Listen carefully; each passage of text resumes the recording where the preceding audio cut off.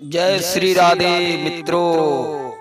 तो बहनों भाइयों, आज पता करेंगे कि किस प्रकार महाभारत के महारथी भीष्म पितामह को बाणों की सैया पर क्यों लेटना पड़ा और क्या इन्हें लगा हुआ था पाप या श्राप जिससे इनको बाणों की सैया पर लेटना पड़ा। तो 8 दिन बाणों की सैया पर लेटने के बाद भगवत प्रेमियों, जब इनके पास 18 दिन महाभारत युद्ध होने के बाद जब पांडवों के साथ भगवान श्याम सुंदर भीष्म पितामह के पास में आए, जहां पर कुरुक्षेत्र पर लेटे हुए थे भीष्म पितामह बाणों की सैया पर, तो बहनों भाइयों आ करके पितामह को सभी पांडवों ने प्रणाम किया।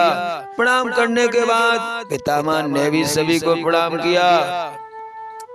तब उनकी नजर वासुदेव श्री कृष्ण पर पड़ी और भगवान को निहारते हुए उन्होंने कहा, हे मधुसूदन, आप तो अंतर्यामी हैं, सर्वव्यापी हैं, घट घट वासी हैं, क्योंकि मेरी माता गंगा ने भी यही कहा था कि तुम अपने प्राणों को छोड़ना, तब सामने श्री कृष्ण भगवान को कर लेना और उनको देखते हुए प्राणों को छोड़ना। तब मैंने माता गंगा से पूछा था कि ऐसा क्यों?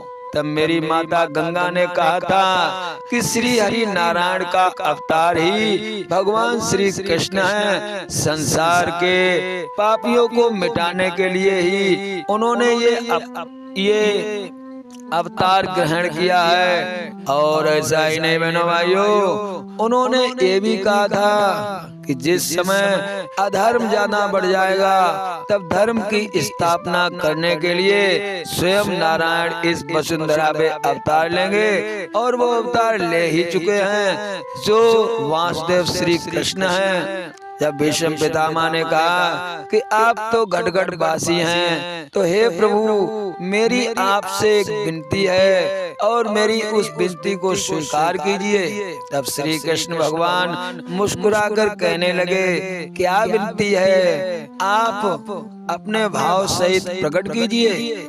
तब भीष्म पितामह कहने लगे, हे मधुसूदन, हे गिरधर, हमें ये बताने की कृपा करें कि मैंने अपना जीवन संत भाव से व्यतीत किया है, बाल ब्रह्मचर्य से व्यतीत किया है, फिर ऐसा कौन सा अपराध मुझसे बना जिससे मुझे 8 दिन तक इन बाणों की सैया पर लेटना पड़ा। कितनी मुझे पीड़ा हुई है, यदि किसी के एक भी कांटा लग जाए तो उसे कितनी पीड़ा होती है, जब तक कांटा निकल न जाए तब तक उसे चैन नहीं पड़ता है। और हमारे तो इतने बाण लगे हैं कि हमारे बाणों की कोई गिनती भी नहीं है, कितने बाण हमारे शरीर में चुभे हुए हैं, मैं इन बाणों पे ही लेटा हूँ, तो ऐसा कौन सा पाप हमसे हुआ, आप बताने की कृपा करें।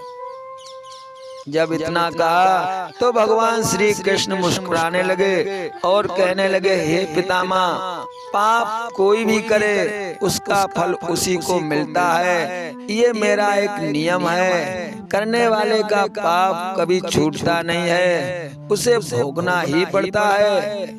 आपने भी पाप किया।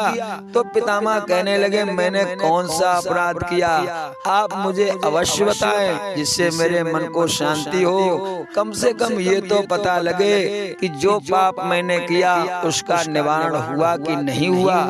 तब श्री कृष्ण भगवान कहने लगे, बहनों भाइयों, कहने लगे, आपका प्रारब्ध आपका पीछा कर रहा है, आपने इस जन्म में तो संत भाव व्यतीत किया, लेकिन अपने पिछले जन्मों को जरा याद करो, तुम्हें मैं याद सब दिलवा दूंगा।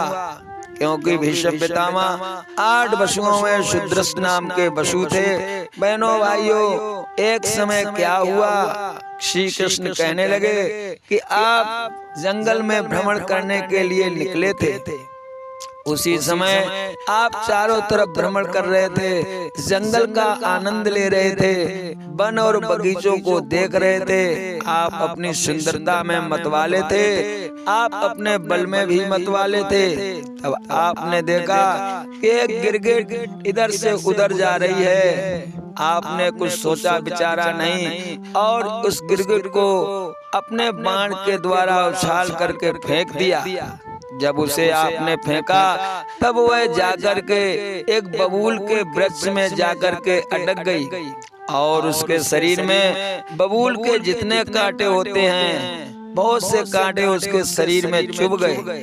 वो बेचारा वहीं पर पड़ा पड़ा दम तोड़ता रहा। उसे 8 दिन लगे थे मरने में। तब उसने अपने प्राणों को छोड़ा तो भगवान श्री कृष्ण कहने लगे, उस गिरगिट को आपने जैसे मारा वो जैसे मरी आपके द्वारा ही मरी थी। इसी कारण हे पितामह, आपको भी इन बाणों की सैया पर रहकर और 8 दिन तक आपको मरने का इंतजार देखना पड़ा। माना कि तुम्हें वरदान भी मिला है कि आप अपनी इच्छा से ही मर सकते हैं। प्यारे, अगर इच्छा से आप मरते तो 1-2 दिन बाद मर ही जाते, लेकिन आपके मन में ये इच्छा आ गई कि मैं पूरा महाभारत देखकर ही मरूंगा। ये इच्छा क्यों आ गई? क्योंकि 8 दिन तक वो गिरगिट भी वहाँ पर पड़ा पड़ा बबूल पे लटका लटका कांटों में मरा था। इसी प्रकार तुम्हारे मन में भी यही इच्छा हुई।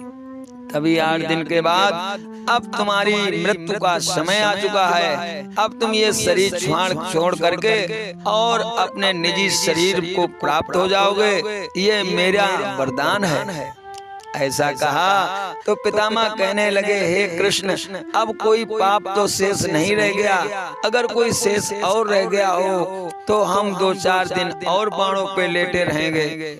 भगवान श्याम सुंदर कहने लगे, जिसका जितना पाप होता है वो उसे उतने ही समय भोगना पड़ता है। अब आप मुक्ति के लिए तैयार हो जाएं और अपने निज शरीर को धारण करें।